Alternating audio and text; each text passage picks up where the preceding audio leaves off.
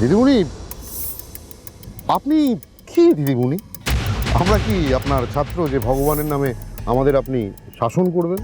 চলে যখন এসেছেন তাহলে কথাটা বলেই ফেলি। বাইপাসের পাশে আপনার একটা জমি আছে না? জমিটা আমার চাই, আমি ওখানে একটা বিজনেস করব। শক্ত মন্দ নয়, ওই জমি আমি কাউকে দেব না। ওখানে আমি বাচ্চাদের জন্য একটা ছোট স্কুল করব। স্কুলে কি হবে? আমি যেটা বলছি সেটাই হবে। না, হবে না। আর স্কুল দিয়ে কি হবে মানে? স্কুল দিয়ে কি হবে সেটা যদি বুঝতেন তাহলে সমাজের আজ এই হাল হতো না। কেন শুধু শুধু মাথা গরম করছেন দিদিমণি?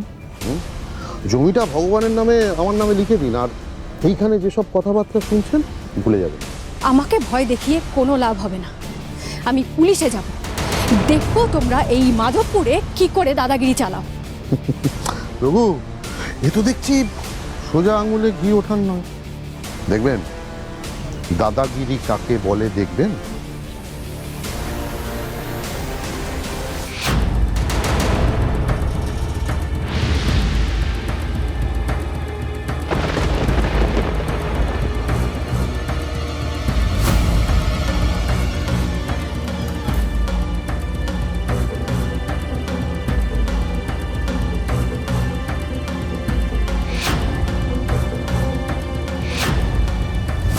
দাদা, এ তো পুরো মায়ের ভোগে। রঘু, ভগবানের নামে ব্যবস্থা করে দে। আরেকটা কথা রঘু, ওই তোর দলবল নিয়ে সেই বডিটাকে ওই বিনয়বাবুর গাড়ির সামনে ফেলে দে। যা। ঠিক আছে দাদা, ব্যবস্থা করে দিচ্ছি।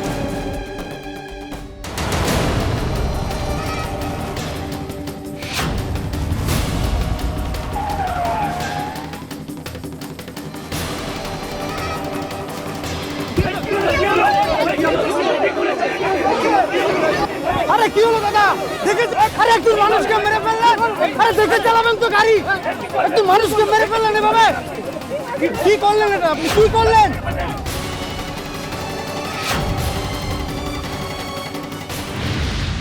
বাবাকে আমরা ফিরে পাবো না, কিন্তু বাবার শেষ ইচ্ছাটা আপনি রেখেছেন। দেখুন মিস্টার মল্লিক, সব জেনে শুনে শুধুমাত্র ডক্টর ব্যানার্জির কথায় আমরা এত বড় একটা রিস্ক নিয়েছি। আমি ওনার কথা ফেলতে পারি না। কেন জানেন? উনি আমার ছেলেকে নতুন করে বাঁচতে শিখিয়েছিলেন। যখন সমস্ত আই সার্জেন হাত তুলে দিয়েছিলেন, তখন ডক্টর ব্যানার্জি নিজের দায়িত্ব নিয়ে আমার ছেলের অপারেশন করে তার দৃষ্টি ফিরিয়ে দিয়েছিলেন। উনি আমার কাছে ভগবানের মতো। তবুও মিস্টার মল্লিক, একটা কথা বলি, এই ব্যাপার নিয়ে যদি জলঘোলা হয় তাহলে কিন্তু আমার লাইসেন্স ক্যান্সেল হয়ে যেতে পারে। আমি পুলিশের কাছে রিকোয়েস্ট করব যেন এই তদন্তটা কনফিডেন্সিয়াল রাখা হয়, কারণ আমার মনে হয় এর পিছনে নিশ্চয় কোনো বড় ষড়যন্ত্র রয়েছে। তাই এই মুহূর্তে এটা কাউকে বলা যাবে না। অ্যাজ এ সিভিলিয়ান আমাদের যতটা সাহায্য করার আপনাদের নিশ্চয়ই আমরা করব। আর ডক্টর, দুটো বডি, মানে ডক্টর ব্যানার্জি বলেন আপনার সাথে কথা হয়েছে? আপনারা একটা কাজ করুন, মর্গে যান, সোনা ভুইয়ার সাথে দেখা করুন। ওকে সবটা বলা আছে আমার। Thank you so much doctor. আমরা চারুর সামনে গিয়ে কি করে দাঁড়াবো অংশু? কি বলবো ওকে? এত বড় একটা ঘটনা, ওর জীবনের এত বড় একটা দিক, তাও কিনা আমাদের বাড়িতে শেষ হলো দাদার অনুপস্থিতিতে। আমি তো নিজেকে এভাবে দোষারোপ করো না। ডক্টর ব্যানার্জি থাকলে হয়তো ওনাকে মৃত্যুর সাথে পাঞ্জা লড়তে হতো। আমি জানি না এর পেছনে কে বা কারা আছে, কিন্তু যেই থাকুক না কেন তাদেরকে আমি কিছুতেই ছেড়ে দেব না।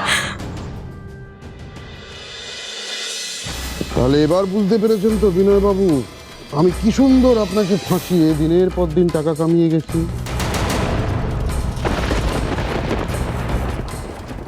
আপনি এতটা অমানুষ। তাহলে এটাও নিশ্চয়ই বুঝেছেন আমি ঠিক কোন কোন পথে কি কি করতে পারি। ভগবানের নামে আমি যে কতটা সাংঘাতিক লোক এটা বুঝতে নিশ্চয়ই আপনার আর কোনো কিছু অসুবিধা হচ্ছে না। তার মানে বিনয়ে যা বলেছিল সব সত্যি বলেছিল, ও সত্যি কোনো দোষ করেনি। আপনার এই ভয় পাওয়া চেহারাটা দেখতে না আমার খুব ভালো লাগে। মানে ব্যাপারটা যায় আপনার সঙ্গে, মানায় আপনাকে, কিন্তু আজ আপনার সাহস দেখে আমি অবাক হয়ে যাচ্ছি। সত্যি ভগবানের নামে আপনার তারিফ না করে পাচ্ছি না। আমি ভয় পেলে তো আপনার ভালো লাগবেই, না হলে আপনার আখের গুছানোয় অসুবিধা হয়ে যাবে না। দেখুন বাবু, আপনি সাহসী না ভীতু সেটা আমার কাছে ম্যাটার করে না। এটা আমি খুব ভালো করে জানি কোন কাজটা কখন কাকে দিয়ে করিয়ে নিতে হয়। আর ভাবতে সত্যি আমারও খারাপ লাগছে, ইচ্ছে না থাকলেও এই কাজটা আপনাকে করে দিতে হবে। জোর খাটাচ্ছে না না না না, একদম না। আপনার সামনে শুধু বাস্তবটা তুলে ধরছি। আরে আমার কাছে তো অবাস্তব হয়ে উঠছে। আচ্ছা আমি কি করব না করব সেটা কি আপনি ঠিক করে দেবেন? হ্যাঁ হ্যাঁ, কারণ আমার নাম ভগবানের নামে সূর্যশেখর দাস। কে কি করবে না করবে সেটা আমি ঠিক করব। করব না আপনার কাজ। কি করবেন? পুলিশে দেবেন? দিয়ে দিন, তবু করব না আপনার কাজ। পুলিশের কথা উঠছে কোথা থেকে? আপনি বোকা বলে কি আমিও বোকা?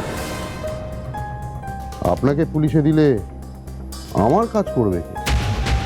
আমি ভেবেছি অন্য কথা। কোন কথা? বিনয়বাবু আপনার ছেলের নামটা কি যেন বেশ? বনি, বনি রাইট? আচ্ছা কত বয়স হলো ওর? মানে খিদে পেলে ও কি শুধু কাঁদে নাকি মুখে বলতে পারে খাওয়ার কথা? ও মামার বাড়িতে আছে তাই না?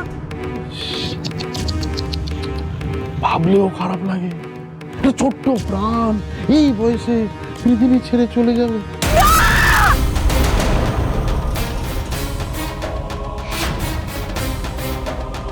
Perfect timing.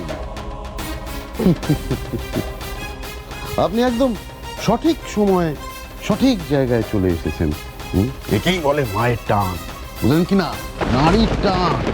সত্যি আপনাদের মতো মায়েদের কষ্ট কেউ বোঝে না। ভগবানের নামে একটা মায়ের কাছে তার সন্তান হারানোর যে শোক, এটা কেউ বলতে চায় না। আপনার হাজবেন্ডের কথাই ধরুন, বিনয়বাবু বলতেই চাইছেন না, উল্টে আমাকে বোঝাতে আসছেন। ওনাকে আপনি একটু বোঝান, ক্ষতিটা হলে তো আপনাদেরই হবে না? আর আত্মীয় হয়ে আমি কিভাবে মেনে নি বলুন তো? তাহলে বিনয়বাবু ওই কথাই রইল, কাল আমার মালগুলো বর্ডার ক্রস করিয়ে দিচ্ছেন। আসি, গুড নাইট। Good night. ও টাকা যাবে, ভগবানের নামে টাকা আসবে, কিন্তু সন্তান যদি একবার যায়। খোকা ঘুমালো, পাড়া জুড়ালো, খোকা ঘুমালো, পাড়া জুড়ালো।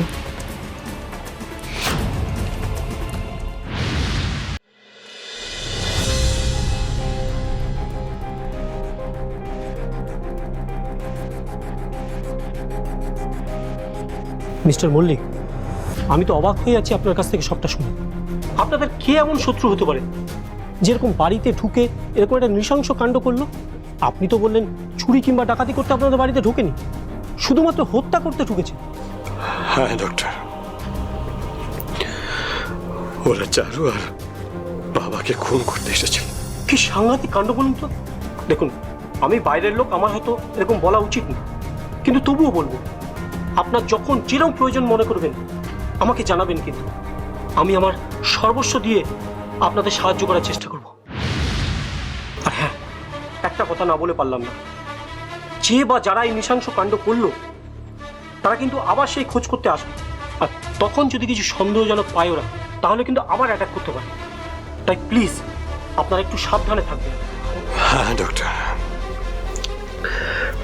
আমি কথা বলে স্পেশাল সিকিউরিটি ব্যবস্থা করছি। হ্যাঁ, সেটাই বেটার। আচ্ছা, আমি একটু আসি। হ্যাঁ,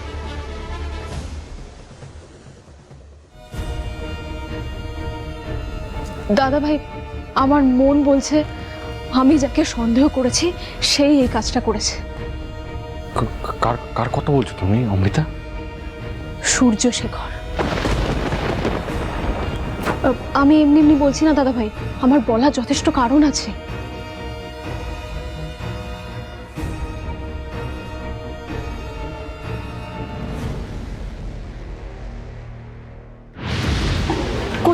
যাচ্ছ মনে হচ্ছে, লেট মি গেস, তুমি কোনো স্পেশাল কাজে যাচ্ছ, right? You are correct my darling. তুমি তো জানো আমি যখনই কোনো কাজ করি স্পেশালি করি। আর এটাও খুব ভালো করে জানো যে কোনো কাজ ফেলে রাখতে আমি একদম পছন্দ করি না। তাই ভাবছি কাজটা করেই আসি, কি বলো? একদম দ্যাট। তবে আমার অনুমান যদি সঠিক হয় তাহলে তুমি রেশমি, সরি। সূর্য শেখর, আর্য মল্লিক তোমাকে কঠিন শাস্তি দেবে, তৈরি থাকো।